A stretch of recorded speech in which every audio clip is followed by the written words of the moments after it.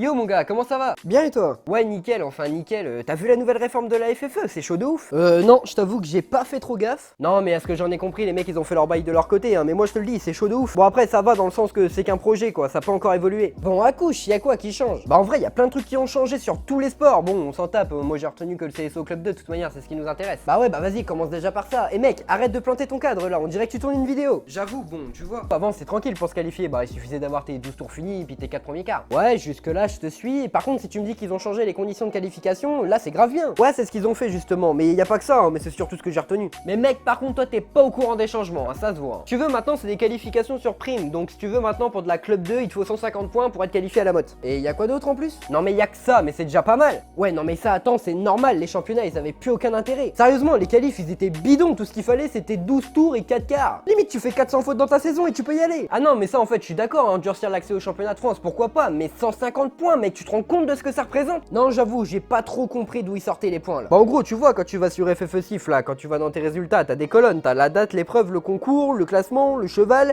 les primes et l'écart. Ouais si tu le dis, mais mec tu connais le site par cœur ou quoi? Ah non mais déjà t'as vu, ils viennent de changer le site, franchement sur téléphone je comprends rien, c'est illisible. Ouais, ça j'ai vu, je suis complètement d'accord. Bref, leur histoire de points là, ça change rien, faut toujours faire des premiers quarts. Non mais laisse-moi t'expliquer, maintenant en gros l'écart ça ne sert plus à rien, c'est juste un truc pour toi, ça n'a plus aucun intérêt pour la mode. Ce qui compte maintenant c'est les primes, donc en fait c'est les points que tu gagnes pour le classement permanent en fait. Bah c'est grave bien, au moins à la mode on aura que les meilleurs de France, ça redonnera un vrai intérêt au championnat. Ouais mais attends mon gars, t'as déjà fait gaffe aux primes? Non parce que je sais pas comment c'est calculé précisément, mais à mon avis c'est par rapport au nombre de partants. En gros tu peux très bien gagner une club 2 et ne gagner que 15 points parce que vous étiez que 5 engagés dans l'épreuve. Par contre deuxième exemple, si tu gagnes une épreuve avec 35 engagés, tu gagnes 21 points. Heureusement les championnats départementaux et régionaux continuent de compter double, mais bon ça reste chaud. Nous c'est pas les épreuves poney, on n'a pas de TDA tous les week-ends, hein, mais tu te rends compte de ce que ça veut dire ça? Bah oui, en gros va falloir être régulier pour toujours être dans le top du classement, hein. C'est normal, les championnats de France ça doit être réservé à l'élite. Non mais mec, sois un petit peu réaliste, et c'est ça qui me dérange. 21 points, si tu gagnes ça, à chaque fois que tu gagnes, ça fait plus de 7 victoires d'épreuve. Tu te rends compte, 7 victoires d'épreuve, qui fait ça sur une saison sérieusement? Bah les meilleurs, hein, mais ouais, j'avoue, quand même, c'est chaud. Bon après du coup, peu importe ton classement, même si t'es dernier, tu gagneras forcément des points. Mais sérieux, tu vois ce qui me gave là-dedans, c'est que c'est pas les meilleurs qui iront à la mode. C'est ceux qui auront le plus gros portefeuille, et ouais, on en revient toujours au fric. Parce qu'avec cette méthode-là, les gens vont devoir faire bien plus de 12 tours pour se qualifier. Parce que qui peut affirmer, preuve en main, qui fait plus de 7 victoires d'épreuve dans une saison? Qui plus est, 7 victoires d'épreuve avec pas mal de partants, parce que oui, je te l'ai dit, moins il y a de partants, moins il y a de points à gagner. Bah ouais, non mais attends, tu veux qu'ils fassent comment? Là au moins être champion de France, ça aura un vrai impact. Non mais attends, regarde ce qui se passe dans les autres sports. Il faut d'abord se classer aux championnats départementaux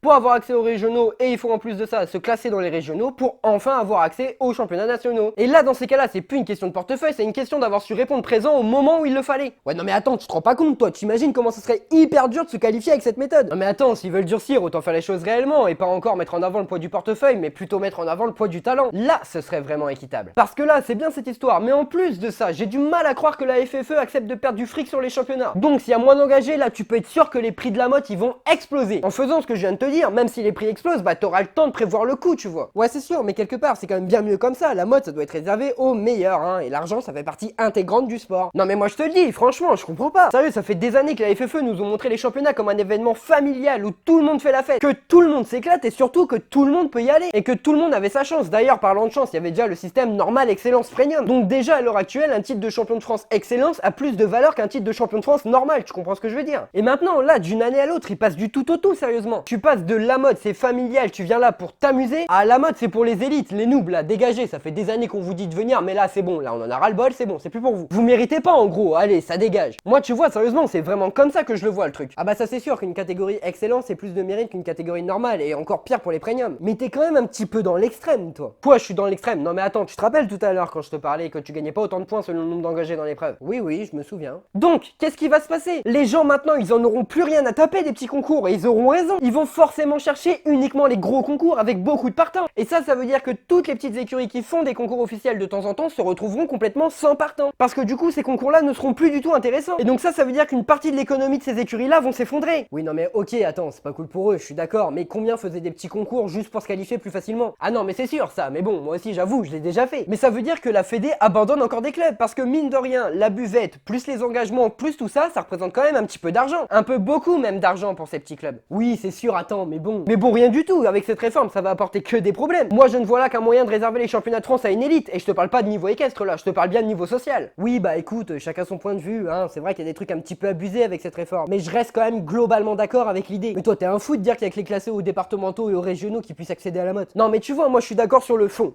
Sur ça, je suis d'accord. Mais pas sur la forme. Elle est là la vérité. Pourquoi ils font pas ça plus progressivement? Je sais pas, en rajoutant des cartes à avoir par exemple. Je sais pas, accompagner les cavaliers pour qu'ils deviennent meilleurs d'année en année. Plutôt que de venir les casser parce que leurs parents ou eux-mêmes ne pourraient pas se permettre financièrement d'en faire plus que ce qu'ils n'en font déjà. Oui c'est sûr, je trouve que ça aurait quand même été plus judicieux. Maintenant, bah voilà, rien n'est définitif et ils peuvent encore revenir sur cette réforme. Oui tout à fait, j'espère vraiment qu'ils reviendront dessus parce qu'il y a des trucs c'est clairement abusé.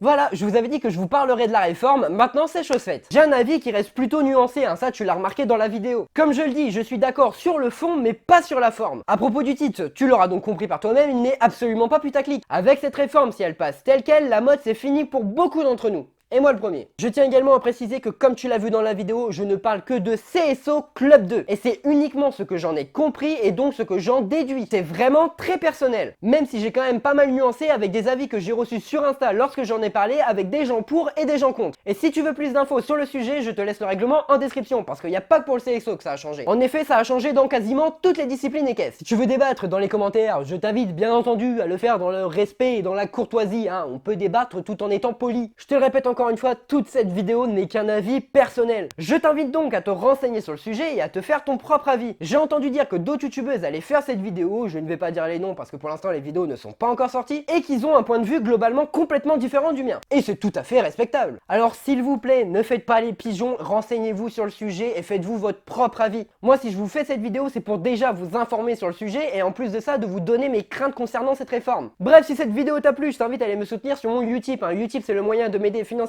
totalement gratuitement pour toi, alors si tu vas y faire un petit tour, merci à toi. Tu peux également t'abonner et activer la petite cloche pour ne manquer aucune de mes prochaines vidéos. Et moi sur ce, je vous dis à plus les caves.